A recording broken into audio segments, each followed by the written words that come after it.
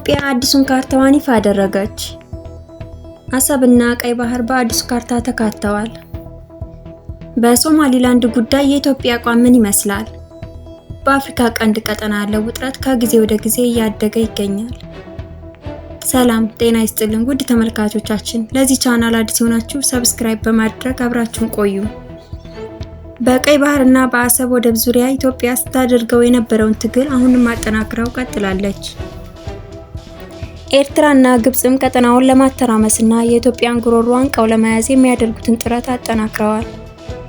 ዶክተር አብይ አህመድ የኢትዮጵያ ጠቅላይ ሚኒስትር ሆነው ከተሾሙበት ጊዜ አንስቶ ለኢትዮጵያ የቀይ ባህር ባለቤትነት ጉዳይ አንድም በድርድር ሰጥቶ መቀበል አሊያም በኃይል እርምጃ ታሪካዊ ግዛቷ አካል የነበረውን የባህር በርና ወደብ እንደምታስመልስ አስረግጠው ሲሞግቱ ቆይተዋል። ለዚህም የመጀመሪያ እርምጃው የነበረውን ለ3 አስርት ዓመታት ከኢትዮጵያ መሪዎች ጋር ዓይንና ናጫ የነበረውን የኢሳያስ መንግስት ጋር ሰላምን ማስፈን ነበር። ጠቅላይ ሚኒስትሩ ከኢሳያስ አፈወርቂ ጋር በመሆን የኢትዮጵያንና ኤርትራን የሚያስተሳስረው ዘርና ታሪክ ባህል ብቻ ሳይሆን ቀይ ባህርም ጭምር መሆኑን በይፋ መግለጻቸው ይታወሳል። ይህንንም ተከትሎ ከህዝብ ለህዝብ ትስስር በተጨማሪ የአሰብ ወደብን ከኢትዮጵያ ጋር የሚያገናኘው የመንገድ ግንባታም እድሳቱ ተጣጥፎ የነበረ መሆኑ ይታወሳል። ይህም ለሁለቱ ሀገራት ዜጎች ደስታን የፈጠረ ነበር። ይሁን እንጂ በሰሜኑ ጦርነት መቀስቀስ አብረው በአንድ ወገን ተሰልፈው እስከ መዋጋት ደርሰው የነበሩ አጋርነት በፌዴራል መንግስቱና በህወሓት መካከል በፕሪቶሪያ የተደረገውን የሰላም ውል ተከትሎ የሁለቱ ሀገራት ግንኙነት እየተዳከመ መጥቷል። በፌዴራል መንግስቱና በህወሓት መካከል ተፈጥሮ የነበረው ጸብ ተከትሎ የነበረው የኢትዮ ኤርትራ ወዳጅነት በሰላም ድርድሩ ምክንያት ያከተመ ይመስላል። ታዲያ ይህ አጋጣሚ የኢትዮጵያን በሰላማዊ መንገድ የአሰብን ወደብ የማልማትና የመጠቀም ጉዳይ አደጋ ላይ የጣለው ይመስላል። ከዚህ ጊዜ በኋላ ነበር የኢትዮጵያ መንግስት ጉዳዩን ይበልጥ ሀገራዊ አጀንዳ ያደረገው። ከተለያዩ የሀገሪቱ አጎራባች ሀገራት ማለትም ከሶማሊያ፣ ከጅቡቲ፣ ከሶማሊላንድና ከኬንያ ጋር ዲፕሎማሲያዊ ጥረቶች ሲያደርጉ ቆይተዋል። ይሁን እንጂ ኤርትራ መሰል የዲፕሎማሲ ጥረቶችን እንደማትቀበል ደጋግማ ያረጋገጠች ሲሆን በግዛቴ ላይ ምንም አይነት ድርድር አላደርግም በማለት አቋሟን አሳውቃለች። በሌላ በኩል ጅቡቲ የታጁራን ወደብ የፈቀደች ሲሆን ከሶማሊላንድ ጋርም የሊዝ ውል የመግባቢያ ስምምነት የተፈራረመች ቢሆንም በዋናዋ ሶማሊያ ቅሬታ የተነሳ እስካሁን ሊፈጸም አልቻለም። ኢትዮጵያ ከ30 ዓመታት በፊት ያጣችውን የባህር ኃይል ለመመለስ እየጣሩ ያሉት ጠቅላይ ሚኒስትር ዶክተር አብይ አህመድ በቅርቡ ለሕዝብ ተወካዮች ምክር ቤት ይህ የተቋቋመው የባህር ኃይል በቀይ ባህር ቀጠና የሚሰፍርበት ወደብ እንደሚያስፈልገውና መንግስታቸውም ለዚህ እየሰራ እንደሚገኝ ተናግረዋል።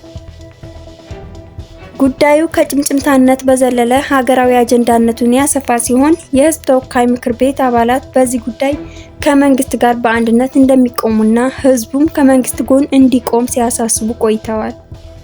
በትላንትናው ዕለትም በልዩ ኮማንዶ ወታደሮች ምርቃት ስነ ስርዓት ላይ የታየው ክስተት ኢትዮጵያ ነገሩን አስፈላጊ ከሆነ በመከላከያ ኃይሏ ለመፈጸምም የቆረጠች መሆኑን ያመላከተ ሆኗል። ይሄውም አሰብን ያካተተው አዲሱ የኢትዮጵያ ካርታን በአደራነት ለወታደሮቹ ያስረከቡበትን ቅጽበት በምስል ያሳየ ነበር። ከዚህ ምስል መጋራት በኋላ ዓለም አቀፍና ሀገር አቀፍ ሚዲያዎች የተቀባበሉት የሚገኝ ሲሆን አንዳንድ የኤርትራ መንግስት ደጋፊዎችም ኤርትራ ጉዳዩን ወደ ተባበሩት መንግስታት ድርጅት የጸጥታው ምክር ቤት ልትወስድ ይገባታል በማለት በማስጠንቀቅ ላይ ናቸው። አንዳንድ የወታደራዊ ጉዳይ ተንታኞች እንደሚሉት የኢትዮጵያ መከላከያ አሁን ላይ የተገነባበት ያለው ቁመና ቀይ ባህርን ከማስመለስ ተልዕኮ ጨምሮ ከግብጽ ሊቃጣ የሚችልን ጥቃት ለመመከት በሚያስችል ቁመና መሆኑ ነው። ታዲያ በቅርቡ የአሰብን ወደብ ለግብጽ መንግስት አሳልፋ በመስጠት የኢትዮጵያን ጫና ውስጥ ለመክተት የሞከረችው ኤርትራ መልስ እየተጠበቀ ይገኛል።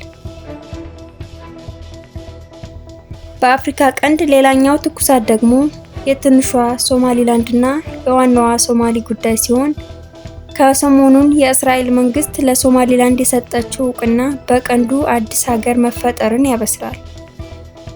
ላለፉት 3 አስርት ዓመታት ሙሉ የሀገርነት መስፈርትን በማሟላት ራሷንም ሙሉ ለሙሉ ከዋናዋ ሶማሊያ ገንጥላ የሀገር እውቅና በመጠባበቅ ላይ የምትገኘውና በወሳኙ የኤደን ባህረ ሰላጤ ጠረፍ ላይ የምትገኘው ሶማሊላንድ በስተመጨረሻም የተሳካላት ይመስላል። ከሁለት ቀናት በፊት የመጀመሪያ እርምጃዎችን የተራመደችው እስራኤል ምንም እንኳን የዓለም ሀገራት ቢረባረቡባትም አቋሟን እንደማያስቀይሯት አስረግጣለች። ይህን ተከትሎ ሶማሊያ ምንም እንኳን አብርሃም አኮርድ ወይም የአብርሃም ስምምነት በመባል የሚታወቀውንና በፕሬዝዳንት ትራምፕ የተቀረጸውን የአረብ ሀገራት ከእስራኤል ጋር ሰላም የሚያወርዱበትን ስምምነት ለመቀላቀል በአሸማጋዮች በኩል ብታሳውቅም እስራኤል በእንቢታዋ እንደጸናች ነው። ኢትዮጵያ ከዚህ በፊት እውቅና ልትሰጥ እንደሆነና በምላሹ ወደብ ለማግኘት የምትችልበትን እድል በዓለም አቀፍ ጫና የገታች ቢሆንም ነገር ግን በአሁኑ ሰዓት እስራኤል በሩን የከፈተችላት ይመስላል። የእስራኤል ጠባቂ ተደርጋ የምትጠራው አሜሪካም ብትሆን በተባበሩት መንግስታት የጸጥታው ምክር ቤት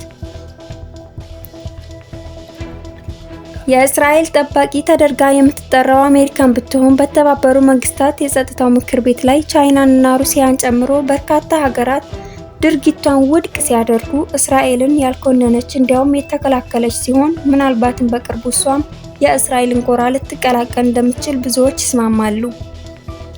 የማዕከላዊ መንግስቷ በአልሸባብ የተዳከመባት ሶማሊያን ብትሆን ይህን የምታስቆምበት አቅም አላት ብሎ ለመናገር የሚያስችል አይደለም። ውድ ተመልካቾቻችን ለዛሬ ይዘንላችሁ የቀረብነው አጭር ወቅታዊ ትንታኔ ይሄን ይመስላል። እርሶስ በዚህ ጉዳይ ምን ያስባሉ? እንደሚባለው ኢትዮጵያና ኤርትራ በአሰብ ጉዳይ ጦር ይማዘዛሉ ወይስ በድርድር ችግሩን ይፈቱታል? ሀሳብ አስተያየታችሁን በኮሜንት አሳውቁን። ቻናላችንን ሰብስክራይብ፣ ሼር እና ላይክ በማድረግ ለሌሎች እንዲደርስ አግዙን። ወቅታዊ ሚዲያ